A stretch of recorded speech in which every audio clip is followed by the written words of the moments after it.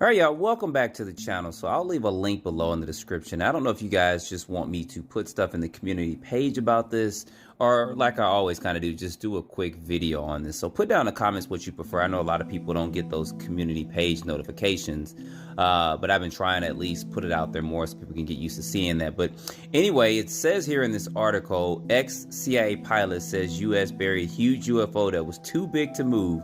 Fact or fiction? Pretty interesting article recently published out here, and I don't know what to say about it. I heard something similar, and this is, I don't think they're saying that this is the actual location. Are they location of Garrison, Utah, Highway 21 goes southeast to where dirt road is to a saucer and building. So yeah, they're saying here. Now they didn't have the coordinates too much in this article from what I saw, but if you guys heard anything about this or even heard rumors about it or something similar, let me know. It says on July 23rd or July 8th of 2023, one of the greatest UFO stories was told by Ross Coulthart, award-winning Australian investigative journalist. So he wouldn't just put out information. I mean, I could do probably a whole video on this probably, but I just want to at least get some basic information out. And it was hosted by Jay Anderson. So it says here, the investigative journalist claimed that there is a huge UFO in possession of the United States that could not be moved, and he knows the location of the craft. If this was something that was, to me, guys, I don't know, this would be something that would be put out there. I mean, I don't think that something like this would be hidden all this time, especially down here in the article. I did read somewhere, it says Anderson raised concerns that the 6-month window might offer enough time. That wasn't the part there. But it says acknowledge that the possible, but suggests that the certain UAP materials could also be large, that relocating them is not feasible. He mentioned that an existence of a building constructed over such a mass object in the foreign country, which might sound impossible to some. So I don't know. I wanted to at least show this to you guys. It says the incident dates back to, I'm trying to skip around a little bit so you guys can go on and read the whole article. Unless, like I said in the comments, you guys want me to find stuff like this and do a whole blown video on it. But I sometimes just like to read over stuff, but I can do that too. But it'd be kind of hard to find some of the visual effects to do something like this. But it says the incident dates back to 1953 when a large UFO, if it was that big back in 1953, measuring between 150 and 200 feet in diameter, crashed near Garrison, Utah. I don't know. I've never heard of that. If you guys have heard anything about that, about a UFO being that large, crashing somewhere near Utah, let me know. It goes on to say that the United States Air Force Security Forces Blue Berets could not relocate it.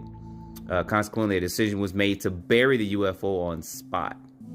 Now, that would be pretty interesting. I mean, that's an interesting theory that I've never heard anything about, that a UFO crashing, it was too large to move, so they went ahead and buried it. I mean, I'm pretty sure they would have found a way to dismantle the craft and take it apart and not just leave it there and bury it. The craft to be about 50 feet below ground level. So it says, while the digging to bury the saucer was going on, they also dug a tunnel from the saucer several hundred feet to the south, where they built 2 or 3 houses. The houses were constructed to appear about 75 years old, using old, weathered nails, weathered wood nails, wood frames, and roofing. The only hint that these houses might not be so old were the brand new padlocks on the doors. And he goes, I don't recall the exact description of the interior except for the door leading to a stairwell that connected to the tunnel leading to the craft. So this is interesting. I mean, I don't think that they would do something like this. That's just my opinion on this. And then he goes on to explain some of this. So if you guys heard anything about this, I don't want to try to drag this out and make this a long video.